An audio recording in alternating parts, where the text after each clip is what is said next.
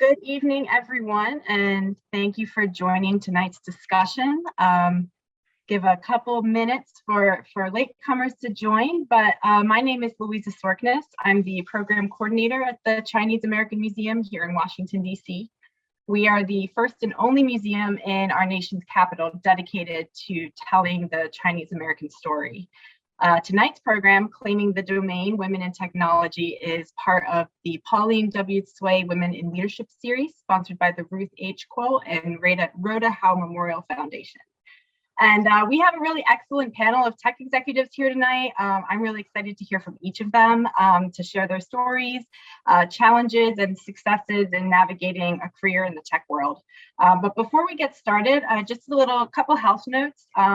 Please do ask as many questions as come your way throughout the program. If you can use the Q&A feature at the bottom of your screen, that would be great, and we'll get to those later in the program. Also, tonight's event is being recorded and it will live on our YouTube channel, so you can view it again and share it with a friend if you'd like as well. So at this time, it is my pleasure to introduce our moderator this evening, Cindy Ye.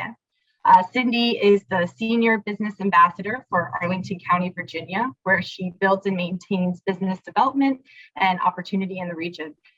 She is also a certified economic developer. And if you live in the DMV, the District, Maryland, Virginia area, you know that about 3 years ago, Amazon selected Arlington as its second global headquarters, bringing along with it billions in investment and over 37,000 tech jobs. And Cindy's office was instrumental in this final decision of Amazon. So thank you for being here with us, all you ladies, and thank you, Cindy, for leading the discussion. And I will turn it over to you.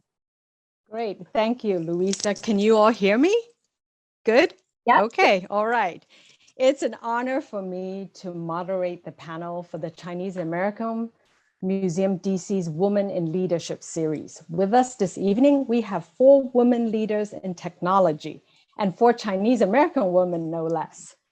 They have diverse backgrounds and multitude of achievements. They are seasoned entrepreneurs, company founders, corporate board members, as well as leaders in Fortune 100 companies. I'm just going to introduce the 4 panelists. This is not in any particular order. I will start with Rose Wang. Rose, I have known Rose for more than 10 years when she was founder and CEO of the Binary Group in Arlington, Virginia. Rose is a serial entrepreneur, angel investor, corporate director, and advisor and mentor to numerous startup companies, both nationally and internationally. She's currently serving as executive chair of Rooom, a German-based tech startup, and that's Rooom with R-O-O-O-M with 3 O's. And she's also an entrepreneur in residence at a Cancer Impact Fund, as well as at George Washington University in Washington, D.C. Second, we have Dr. Dawn Lee, who's the president of Data and Analytic Solution, DAS, in Fairfax, Virginia. She led the company from a 2-person team to a successful government contractor, serving more than 10 federal agencies in data analytics. Dr. Lee is an entrepreneur, information and data specialist, and educator.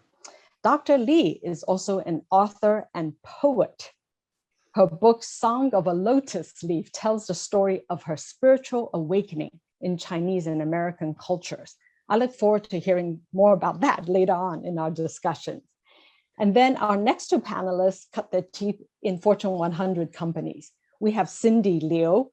Her profile says that she is, quote, passionate about everything data. She's currently a data executive at Google, where she leads a global team that builds the infrastructure for the next generation of Google's flagship products, such as Search, Maps, and YouTube. And prior to Google, she was VP of Data Engineering at Capital One and has worked with a multitude of companies from startup to Fortune 100 companies. And then our 4th panelist is Lucy Chang, with a 36-year career at IBM. She began her technology journey in the 1970s, when no one in the industries even looked like her. After 36 years holding leadership positions in product design and development, complex system integration, professional services, and business development, Lucy retired as a vice president at IBM. She's still active as an advisor coach of the IBM Global Sales School.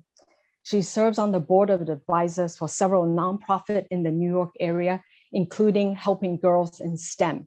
Lucy is also a passionate volunteer. She is currently volunteering at the September 11th National September 11th Memorial Museum in Lower Manhattan.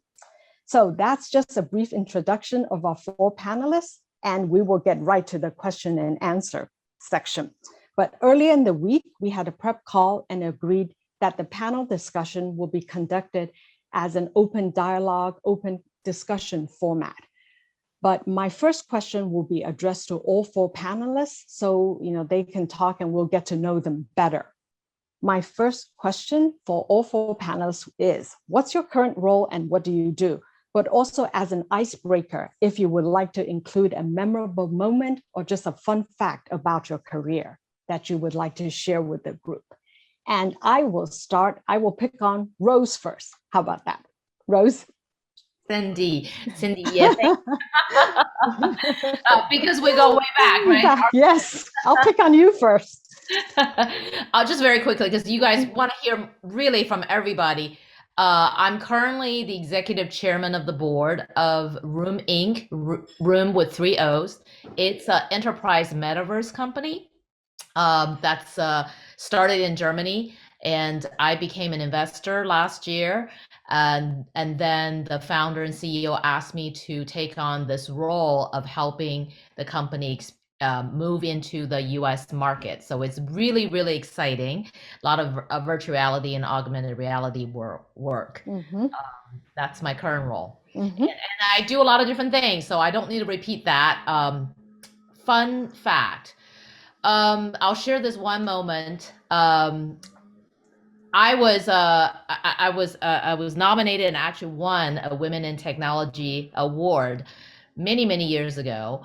And unbeknownst to me, PR Newswire actually put my picture on Times Square's Jumbotron.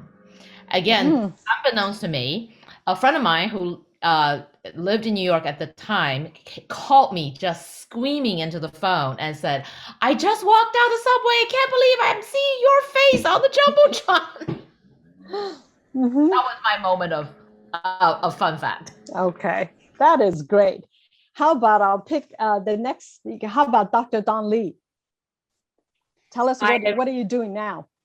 Hi, everyone. Yeah, I'm Don Lee. I'm the president of a small company called Data and Analytic Solutions.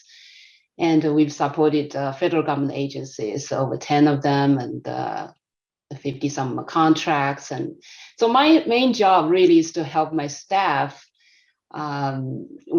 support my staff to make our clients happy. I like to share a little fun fact about me. Being short, you cannot see our height right now, but being a short, modest, reserved, but smart Asian woman, at first I had trouble getting to break ice with this in a crowd of 50 or 100 people, and well-dressed, tall men most of the times in the IT field. And then until I met this woman, she's shorter than me, and she's a little older, and she used to be a lieutenant in the army. And she said, Dawn, that's easy. Men wait for women to extend a hand. So you just extend your hand, and being gentlemen, they can't say no. Mm-hmm. And then she later sent me a picture of her actually in front of over 100 tall men being the commanding figure, and that I got a kick out of that. And it proved quite true. When you extend your hand to anybody in front of you, they wouldn't say no, especially those men who think they are gentlemen. Mm-hmm. Okay, so that's about me. Mm-hmm. That is great. And I think sometimes, at any of these type of networking events, people are happy that we go up and talk to them, because everybody is just standing there feeling awkward. They're happy you actually extended your hand. Right. So how about Cindy Liu? Please say something about yourself. Certainly. Hello, everybody. It's great to be here with this panel of esteemed women, and great to be talking with everybody. So I am currently leading data infrastructure at Google. And what my team does essentially is that we power everything that you do on Google. And so think of every time you type in a search, you look on maps, or you play a YouTube video. So what's actually powering and pulling the information together, that's what my team does. Yeah, in terms of a fun fact, well, I never thought this is what I was going to end up doing. When I was a little girl, I actually wanted to be a journalist because I wouldn't stop asking questions. And somebody said, you should be a journalist because you're always asking questions. And so it was through a series of accidents how I got here. But I don't feel too bad, because I was having a conversation with the previous CEO of VMware, Pat Gelsinger, and asked him that, if you were running VMware, what would you be doing? He said, well, I think I will be a farmer, because he grew up in a farming family. And he said, when I go back for Thanksgiving, and they seem to be very content and happy. So I think that's what I would have been. And he ended up in Silicon Valley, and that's how, ended up being the running VMware. So that will be a fun fact. Okay. And Lucy? Hi, everybody. Hi. So as Cindy, Cindy start with the S. Okay. Introduced us. I am among the ladies that I'm living the life of leisure, right? Retirement. Fantastic. But let me tell you, right? People don't retire. What is retirement, right? You go home and sit in your home and eat all day, travel all the time. Okay, then what, right? So actually, I think it's really amazing, especially in this moment in time in history for women. After a very successful career, you can still pick and choose what you want to do. So I am very intentional to create a portfolio for myself. So among the things that I want to do is, how do I go and reach out and help young people to actualize themselves? And great thing is, I work for this gigantic company called IBM. After I retired 6 months later, they said, come back and be a sales coach, help our young people, right, to work with customer and all that. So now every other week when I work for them, I have 20 young people that I can build a relationship with. And if they like me enough, they call me, I become their private coach, right? So I'm always busy. In fact, my husband said, don't talk so much. You're always talking. But can you imagine if I'm not doing that? Who's going to talk to me? Nobody, right? So it's actually really cool. So I'm a sales coach for IBM, and I do other things. A fun fact. Okay, this is really a wild fun fact. Some point in my career in the late 90s, I get an opportunity to lead a team to work on digital transformation. This is way before the current digital transformation. And that digital transformation project is to team up with Warner Brothers to build the first digital television network end-to-end for America. The first one ever, end-to-end. So we did that. We completed it at the end of 1999. So it was a great success, fantastic. But in 2005, Warner Brothers get a notification from the Academy of Television and said, we would like to present you an Emmy Award because you totally transform digital television distribution in America. And that customer remember and said, we will accept it also if you present one to IBM, because they did all the technology and they built a system for us. So in 2005, we got the notification, and I already moved on. I was doing some other things, and IBM said, you know what? Lucy Chan actually helped us put this project together. So make sure she get on stage and receive the award for us. So I have a picture with an Emmy Award. Talk about impressing the young people. Once in a while, I say, I'm nobody, but look at this picture. That's fun. That is a wonderful story. Definitely, you need to share that photo with us. So just to follow up with that, Lucy, you said you deal with young people. So I'm sure they always ask you this. Was this the career you always wanted? Or did you just develop it through accidentally? How did you get here? Please elaborate. Well, so let's start with, this is in 1979.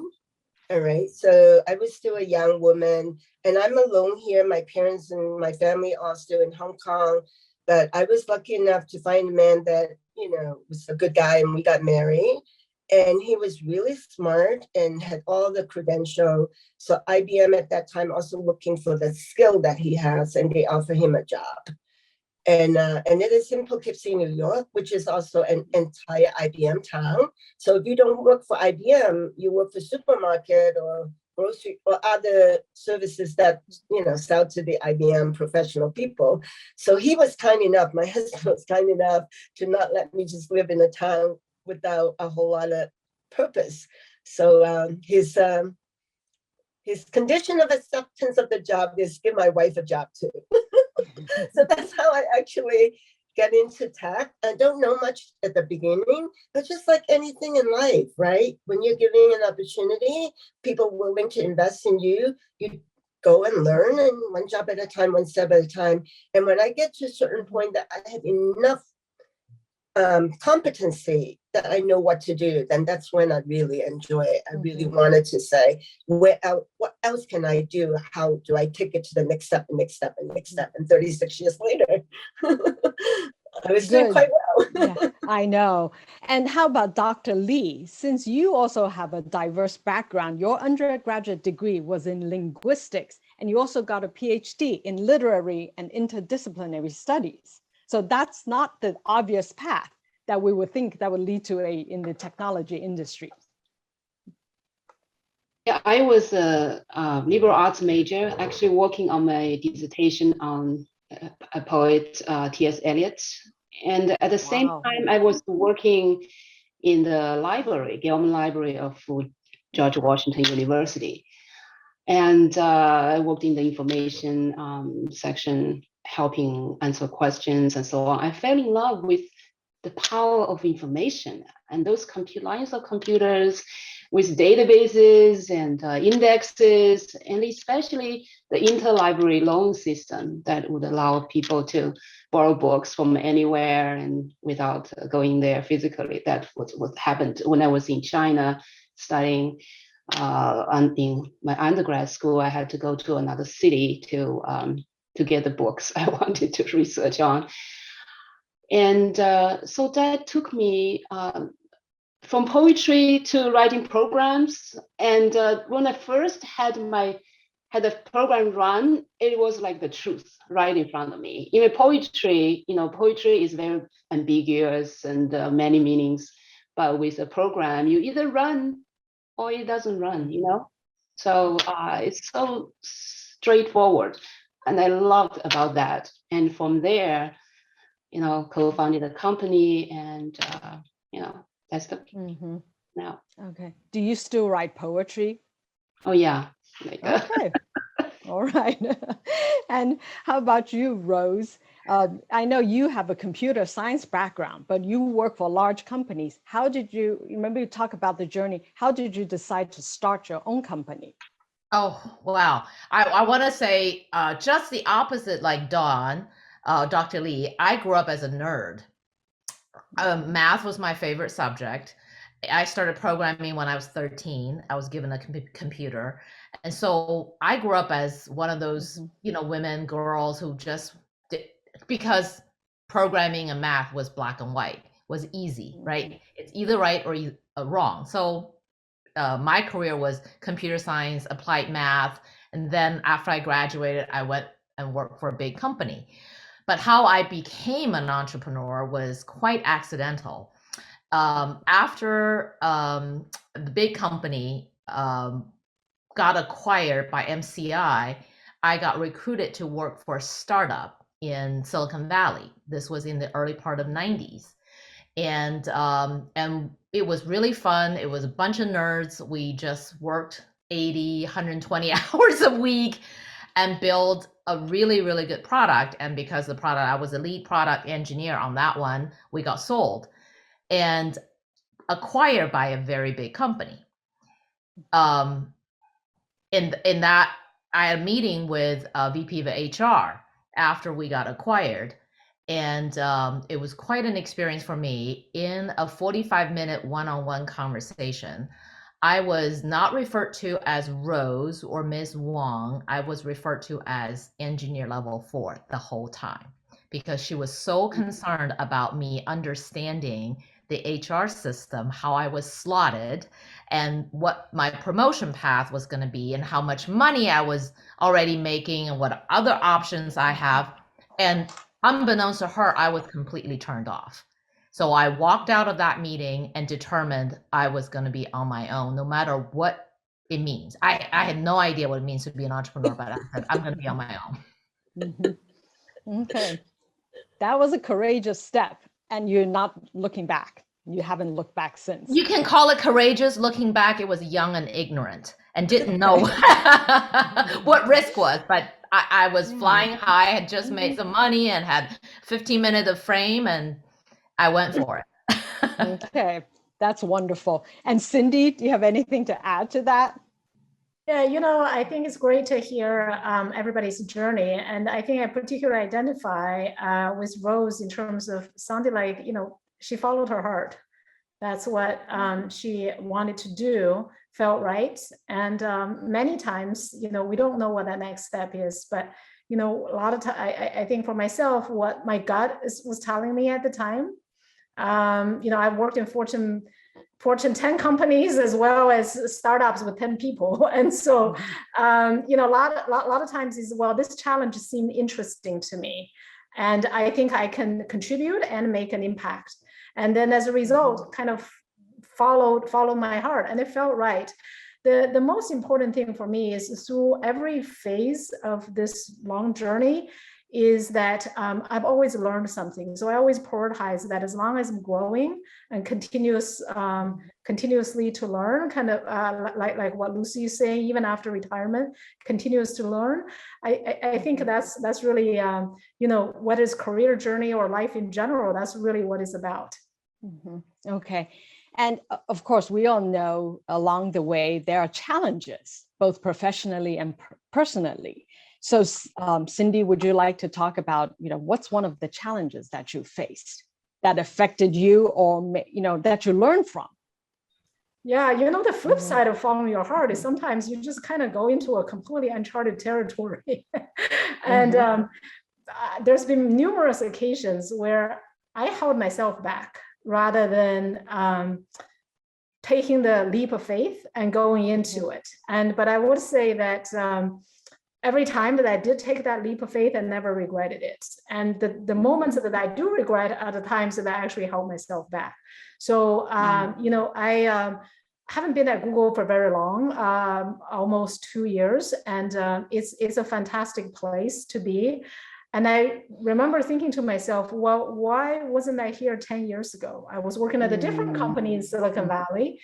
And I remember at the time somebody said, well, maybe you should go work at Google. I'm like, oh, I'm not sure, right? So, but then, now being here, I wish I had, and perhaps there would have been a different path. But I think the reason was that I thought about the reasons that I not good enough. I think those are the challenges. I think if we overcome those challenges and self-doubt in our mind, really, we all have the grit and the courage in ourselves that we can, overcome just about anything that we put our minds to. Okay. How about Dr. Lee? Can you share with us like a struggle and a challenge that you face? Yeah, the two main struggles. I think the first is because my field was not technology at first, so I had a lot. So I did go ahead and got a master's degree in information technology, and but that part is not as difficult as really the emotional challenge. And I guess a lot of us focus more on the work itself and sometimes ignore how our own life is. And along the way, you realize, geez, I've gained weight and become not healthy, and especially probably not a very healthy relationship with the closest person in your life. And so I went through that challenge as well. And I'm so glad that I went through that. And I think probably I was a little more sensitive, being interested in literature. And but that journey was really helpful for me to come out more as a mature person overall, professional. And yeah, and that probably helped you in your managerial skills, how you deal with your coworkers and subordinates. Yeah, you become more gentle to people because there may be some sad stories behind them that you never know. And so that is, yeah. Okay. And Rose or Lucy, you want to add anything on that, like the challenges? This is some of the negative things that has happened that made you learn. Instead of giving a story, I would like to share, and I think you heard the story from from Dr. Lee and Cindy already. We all look back into our career, our life. There has to be challenges. If there's no challenges, it's not real, right? So face the challenge, deal with it. And I tell you why, because from my own personal experience, those are the moments, those are the time that you actually grow the most. And when you look back, right, almost those situations are the launching pad for you to elevate and become even a better person. And those are the moments that give you most, I wouldn't say joy, but most story that you can share, and most profitable as a person because you earn something through that experience. Right, that's true. And Rose, I'm sure you can add to that as well. Yeah, there was a transformational or transformative challenge earlier in my business career. So after 9/11, well, on the day of 9/11, I decided to take my IT rent a CTO consulting practice into the government market, and specifically to work with military and intelligence community because of the intelligence failure. And being an immigrant, I felt that was a call to action. Well, there were lots of challenges, many to enumerate, not the least of which that I didn't understand until a year and a half into that quest was to be able to do business as a trusted business person with the military and intelligence community. The company and myself has to get a security clearance. And so being born and raised in China, even though I was already a US citizen by that time, it was quite difficult. So I was turned down 3 times. After turned down 3 times, I was faced with having to make a choice, a decision, whether I keep on pursuing what the laws afforded me or give up and try a different way. And I decided to pursue what the law afforded me. And actually ultimately I prevailed and got my clearance. But that was very difficult. That process was very difficult emotionally, but also, it took resources and time, energy away. But I look back, it really was a growth moment for me in so many ways, both as a business entrepreneur, a business person, but also as a person. I grew up to be, at that moment, I grew up to be American, a Chinese American, not just an immigrant, not just an entrepreneur. I became a Chinese American once I made that decision. Yeah, Cindy, we live in 2 different cultures. And that has been my challenge as well. I guess a challenge of a lot of us. We live in 2 different cultures. One emphasizes on collective needs that with family and groups. And the virtue of that, of course, is to merge together into the family. And the other culture is, the focus is individual freedom. And the virtue of that or value of that is to stand out. And so among these different currents in, I guess, in many of us lives, those challenges just, come bubbling up. And how to integrate them becomes our growth story and how we become mature and fuller people. Correct. And I think, Rose, you mentioned about getting security clearance and that journey for you, for Chinese American. That's almost like a separate panel discussion that we could talk about going forward, trying to get security clearance for federal government contracts. But that's a different panel discussion. Well, how about we'll pivot. Let's talk, because I think a lot of people listening maybe are just starting out in their careers. I would like to ask all of you about like being mentors and mentoring others along the way. And, if you want to share, like, how did you ask to become a mentor? How do you even ask if a young person's in that organization looking for a mentor to guide them in their career? Can you, let me see, Cindy, would like to talk about that? Yeah, absolutely. And, I have teenage children. And so, oftentimes we talk about the importance of mentors. And what I observe is they feel like, okay, I have to ask someone and I have to bother someone and they're up there and I'm here, right? So there's that self-doubt coming in again. So see, there's a theme. What I remember my friend Keith Ferrazzi, who's the author of Never Eat Alone and Who's Got Your Back. And he had this concept. I remember we were having dinner one time and he had this concept of leading with generosity. He said, Cindy, when you meet with anybody, he says, it doesn't matter who, right? He's met with presidents and Fortune 500 CEOs, and he's like, but you have something to offer. So think about that, what that is to offer to that individual. And so when you make an ask, so think about what it is that you can offer, and then you lead with that. And so it's hard to say no. And that's how you create a bond as well. So I actually talk to my teenage kids and say, you know what? You'd be surprised what you can offer. So, my son is interested in commercial real estate, and I introduced him to one of a very prominent real estate developer here in DC.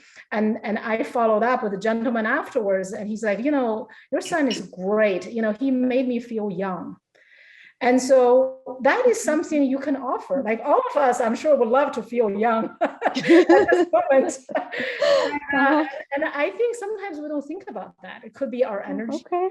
It could be, our perspective, and it could be something that that is just that vibe or new information that young people are doing, and we're bringing in to them, right? So I would say think about from that perspective, and don't undercount yourself. There's a lot that you can offer, and then just make the ask. You'll also be surprised how many people are willing to give back.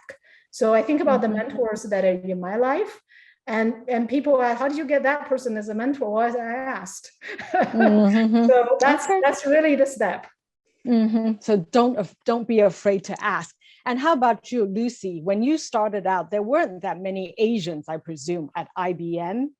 Did you actively seek them out, or you just go for anybody to be your mentor? Yeah, so sometimes when you don't have anything, you don't have the skill, you don't have the knowledge, basically you have a blank sheet of paper, you have to go borrow a pen, learn how to write, right? So my beginning is also a little bit different, and throughout my career is also because I have that training in the beginning is okay, so if you don't ask, what are you going to do? You don't know anything. So in my case is I have to ask, right? From the beginning, I ask and I ask and I ask. And so I wasn't afraid of that, but asking is very different than seeking advice. So I also want to make sure people are more intentional, right? So when you want someone to be your mentor, right? Is it the person? Is it the type of job the person already in? Is it their journey? Is it some of the quality they have? So give you an example. In IBM, there's so many brilliant people. One time I went to a conference that is internal, and there's executive on stage talking about all kinds of things. And there was one executive, right? From the beginning till the end, I could not keep my eyes shut. I mean, I could not even blink my eye. It was so, to me, it was so compelling, everything he said and his own journey. And I said, like, he doesn't even work close to, I don't even know who he really is and what he does, right? Those are the days also you could not really look at people because there's no social media. Even inside the company, you have to go and get a org chart somewhere to read it. But anyway, I have decided, I said, I want to be this person someday. I want to be on stage, able to tell story that is compelling. Now, this is the time also I'm still learning English, right? But I find a way through people to help me write a memo, send it to him, and tell him how that 20 minutes presentation, right, really caught me. And I want to learn from you. I even told him, I said, it might take me 20 years, so be it. But I want to be on stage one day and speaking like you. And he been my mentor, and guess what? Now we're still friends. Now he talked to me about going to see the Yankees all the time. And he was receptive when you asked him that. Yeah. But that's what I mean, right? Asking for help is one thing, but if you want a mentor, you want to be very intentional. You want to say, why this person? What is it I want to? And really be intentionally build the relationship. And the relationship has to be both ways, right? Yeah. Okay, that's right. Okay, I'm also just keeping my eyes on the time as well, because we want to give question and answer time at the end.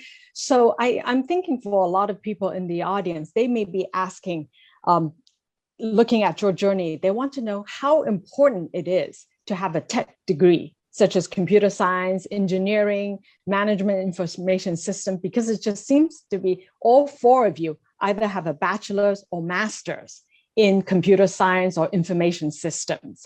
So can you please touch on that? Let's say Dr. Lee, because you have a different background, but you went out to get a master's in information systems.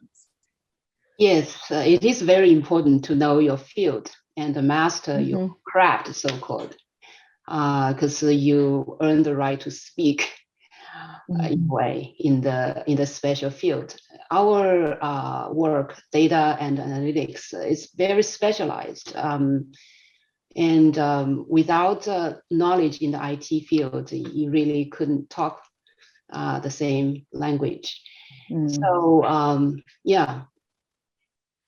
Okay, so you would encourage a person to get a degree in that. And Rose, I mean, since you said you're a computer geek at a young age. Well, a computer geek turned into entrepreneur, and I have to get different education, right? Learning how to work with people. And really, I got my MBA at age 48. So it's or went into MBA at age 48. So I would say a different in today's world. I'd love to hear what Cindy and Lucy also weigh in. I think a sound education with some technical understanding of some training of analytical training is very important, but not necessarily programming or mathematics per se. And I'll say a young mentee of mine, and actually I learned from her.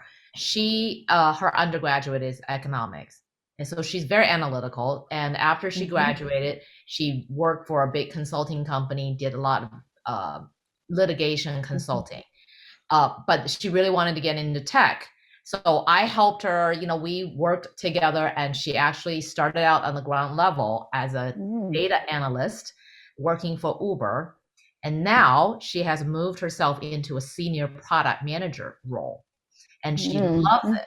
So she's gotten more and more into tech, and she is really, really good at it. So that is a path I got into. Okay. And Cindy, you want to comment on that? Like at Google, do you need that tech degree?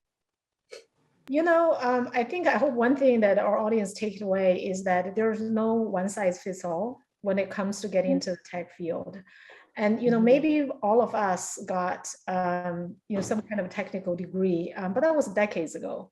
Information is very different now. We're in the digital age, right? And so there are companies like Google, I know Amazon and Cindy, that, and other many organizations and in the public and the private sectors that offer certification programs. So for example, Google has data certification, cybersecurity certification. So, I recently met a Googler and who was a police officer in the past, but he self-educated. He got the certificates and he said he watched a lot of YouTube videos and learned. Right. And then there's obviously a rigorous interview process that somebody, needs to go through. And I agree with what Dr. Lee said. You need to know your craft in order to have credibility. But at the same time, getting your craft, there are many paths to get there. Udemy, Coursera, we live in the information age. There's no shortage of information, and it's really up to us figuring out, what we're interested in and then go after it. Okay, that's right. And there's, as we mentioned, there's also lots of like boot camp. Get in a boot camp for 6 months and jumpstart your career that way. One of the things I would like to ask, since we're talking about women in technology, technology is fresh. It's always about innovation. It's always about new ideas and something that has never been done before. I know we all keep very busy lives. So how do you keep yourself fresh? I know, Lucy, I look at your profile, you have 34 licenses and certifications ranging from blockchain to cloud pack. Is that how you keep yourself fresh? Yeah, so again, you have, especially when you can do whatever you want with the time that you have, right? So this is a very special stage of my life. I know that, but you also have to say, why do I wake up in the morning? What is today going to be? So one of the things, and I always love to learn. So one of the things, this is what I do every day. Even the young people go, oh, I can't believe it, but this is what I do, right? So every month I have a curriculum. I said, okay, what do I want to learn?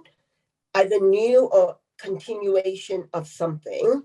So I have a curriculum, and then I decide, okay, let me learn more about this, or let me learn this new thing. And then I have it, and then I put a plan in place. And every morning I get up, I usually get up around 5 by 5:30, right? I'm sitting at the desk. I spend 5:30 to 7:30 learning every day. Okay. Every day. And So, and you're learning. It's not just necessarily like a technical skill set. It's just learning. So I'm learning. So for example, the last year or so, knowing we have COVID, knowing the world is shutting down, I have some background in technology about supply chain, how much of it already digitized, but how much is not. So I'm already going to say, this is going to be a problem. Let me go figure it out now with blockchain. What can we do, right? How quickly we can really digitize, for example, trade finance. You cannot do supply chain without money moving around cross-border and all that. And now look at the sanction, right? Banking are just going crazy with all those sanctions, with all those trade and contract and that. So I want to have a point of view, right? What would that be? What are the things that today they can do with a lot of menu that they can do anymore? And can digital technology really support that? And what would that look like? So I first asked myself these questions, world events. And then I said, okay, let me sit down and first just see, how much of blockchain I already know, what I don't know, where they're going. And then I specifically focus on digitizing the supply chain and all the issues with it. So I'm actually learning how the world is changing, and then how is technology enabling those processes to change. And you come at it completely differently, right? You don't do things the same way anymore. Like the young people don't pick up the phone and call people anymore. They text, right? The same thing. That's right. So I know, Rose, you mentioned, keeping yourself fresh is like getting an MBA later on in your career. That's keeping yourself fresh. Yeah, after I sold a business, and Yeah.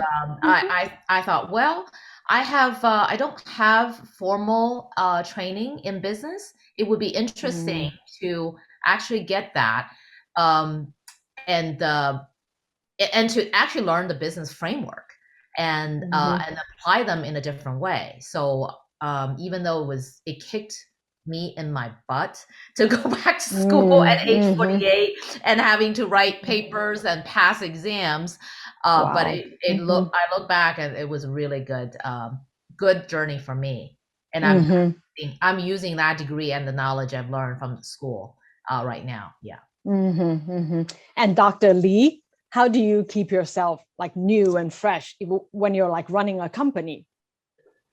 Consider myself a lifelong learner. I think most of us are really learning along the way. For me, the times that I learn more is when we have a potential project from a different agency. We work with different agencies, so we need to figure out what they do and what the mission problems really are, and do we have the solutions for them. If we have 50%, and then where the other 50% comes from. So I have to research on companies and build partnerships. So there's a lot of learning just in daily work itself.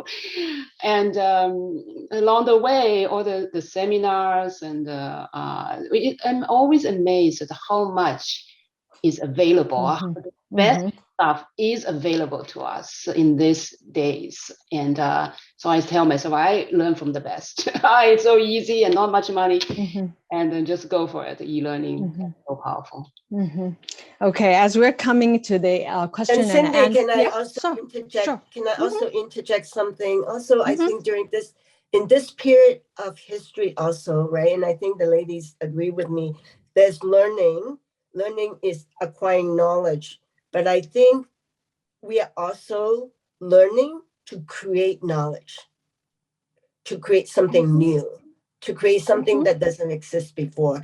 By asking the question, searching, is there answer? If not, especially with the entrepreneur, is how to create, right? Create the knowledge. And I know Rose is undertaking something about cancer and all that, right? So she's not only learning to gain knowledge, she's learning to create knowledge, which is also something really important as we move forward. Yeah.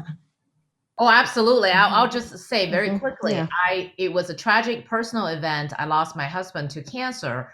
That is inspiring me to create a platform now for cancer patients to learn about cancer care journey, to become an advocate. It's taking what I've learned and sharing that, empowering others, not giving them fish and teaching them how to fish is what I'm That's true. And I read some of what you wrote, Rose, and it was really very informative. I learned a lot too, just like how complicated the topic is, but you were able to disseminate it in an easy format for somebody who may not know the medical industry or just the process to go about caring for somebody. So I thought, I thank you for that. And just one of my other questions before we jump into question and answer, because this is most of us, Asian women in technology panel. It seems that Asians are well represented in the tech world now. It seems like we've passed the hurdle of representation, or maybe you'll disagree with me. So what's the next challenge? Is it for executive positions? Is that the next challenge? Does anyone wants to jump on that one? Cindy, Liu? Yeah, it's a good insight point. So I think, take Google, for example, Asians, if we count, the larger Asian region is the number one, essentially, from a demographic representation perspective. And that's true for pretty much all of the companies that are based in Silicon Valley or some of the big tech companies. And so, but when we think about actual the prominent tech leaders, I actually see there's a question in the chat in terms of, is there a glass ceiling, and who's going to be the next Satya Nadella, who's the CEO of Microsoft, right? So there are certainly Asians that very prominent Asians that have created companies. Think about Zoom. Think about one of the founders of Yahoo, right? And we're seeing more and more of that happening, particularly with the next generation. But I do think that culturally, because we tend to be more reserved, and then as a result, not as being advocating for ourselves as much in comparison, right? And so I think that that is something that we want to honor our heritage, and we want to embrace all of the richness of this tradition. That I think there is something for us. How do we grow that representation at the higher ceiling? I've heard of this, not necessarily glass ceiling, but bamboo ceiling, from one of my friends at the Hydrix and Struggles, and who recruits top executives. And he wrote a paper on bamboo ceiling, and particularly in terms of making sure we have Asian representations, which is not, given the percentage of how big the denominator is of people in tech, Asians are the higher level positions are certainly a smaller percentage. And so I think we have work to do ahead of us. We've come a long ways, and we have examples now ahead of us. But I think there's definitely more work to do, and we're looking to young people as well. And this is why we want you to be bold out there. Ask for mentors, ask for help, and raise your hand on that next challenging opportunity, and don't let that self-doubt, that little voice in your head, don't let that little voice win. You can absolutely do this. Yeah, to be bold. That's right. Any other comments on that about the bamboo ceiling, and what's the next challenge for Asian? I also like to encourage people. Yeah, you can look at the position, the steps that you have to climb the mountain, but I think at every level that you are at, just look at, right, how you can create influence that can generate positive impact. I'm not asking you to get on social media and, tell everybody about everything you do. It's not about that kind of influence, but it's about thinking deeply about, based on where you are, where can you add impact that is positive? And if you think you can do that, then how can you influence other people and persuade other people, right, to on the journey together with you? And if you keep on learning that kind of skill and that kind of determination, opportunity will come to you, because the world needs people, right, to make it a better place. And if you're willing to do that, yeah. Absolutely.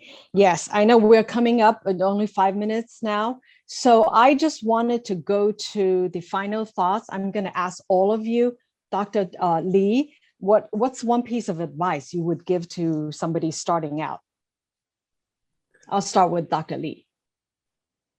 And this has been a wonderful session. My final words would be: find a mentor or several mentors or advocates for you. And I've benefited from many friends and many people who were on the way. I'm the first college graduate in my family, and really had to depend on friends and people you meet. So identify them and really follow up with them. And you are not there by yourself begging for something from them. You come as multiple, as Oprah Winfrey says. You come with all this, with all what is before you, as a woman, as an Asian woman, as a human being. So there's a lot on your shoulder, and claim your rightful place with your contribution. Okay, wonderful advice. And Rose, any advice? I would say somebody asked the question, how do you learn to advocate for yourself? I say you start by following your passion and take risk, and don't be afraid of failures. Failures are great teachers to us all. Those of us who have are a little older. We have lots of scars to show. And what doesn't kill us makes us stronger, right? That's the so Yeah. that's my advice. Okay. And Cindy? I think keeping an open mind. I hope our audience is taking away from the session that, well, we can all call ourselves women in tech, but we have walked very different paths. So there is no one set path, and, create your own and set your goals high. And I'm sure many paths haven't been invented, and maybe it's waiting for you to invent that path and do you, that's the and just be fearless about going after your goals. Yes. And before we have Lucy wrap it up, I see a question. We could follow up from Cindy. Somebody's asking, would a liberal arts major be able to make the transition to tech easily in today's environment? Or would this be a major challenge? The answer is yes. The answer is yes, right? So think Okay. about liberal arts, because everything nowadays, you can add tech to it. There's travel tech, healthcare tech, ed tech, right? So lean in on what you know and learn about the gaps and what is missing. Find that industry to, ground your footing based on what you know, and then just augment. And we've all been there. So absolutely, you can do it. Okay. And I think there's another question that came in that says, I'm 42 years old. Is it too late to take a completely different path? I mean, tech companies looking for young entry-level position folks. I guess Dawn or Rose, you can comment on that one. You're never too old to do what you love. And if that's the direction you really want, your heart will know where to look for. And then a lot of women before you are there for you, and along with you, your peers as well are there for your help. And so just be courageous to follow the path. And all of us, I guess most of us are in our second or third life in a way doing this technology, and we're going to live to 100. So why not be more useful? Exactly. Okay. Yeah. And I think I said, Lucy, one last advice. I'll leave it to you. Yeah, my advice to young people especially is choose wisely, right? Don't be afraid to say no to things that is not really important to you, or not, like other people are saying, it's not your purpose. So choose wisely, learn how to say no, because if you say yes to something that is not a priority, right, that take up time and many years of your life, and you cannot say yes to something that is coming along because you already say yes to something that is not important. So sometimes just have to sit back and wait the right opportunity to show up. Learn how to say no to many things that come along that is not really, what I say, soothing your soul, right?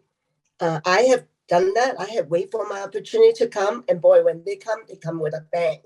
And I'm so glad that I didn't tie myself up with something that looked good, but really not my passion, right? Yeah. That's right. Yeah, thank you very much for our panelists. It's just a wonderful discussion. I think we can go for another hour. And Louisa, yeah.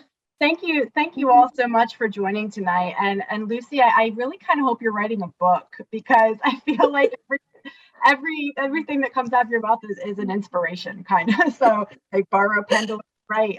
Yeah, I find that, remember, I find that mentor, and I said I want to be him. I think I'm.